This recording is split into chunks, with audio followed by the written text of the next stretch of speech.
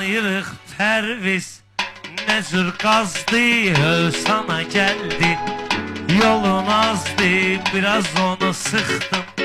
SMS yazdı, gəl bizə samavar qeynədim sənə. Sən körpə deyilsən, uşaq deyilsən, mən necə sevməyi öyrədim sənə. İstidi ay yetim, tər basıb səni, Maykov çıxardım, yellədim sənə. İncimə it qızı, lap darıxdım, gəl sabah bozatı, kişnədim sənə. 30 xalım var, 5 demək üçün mənim halım var.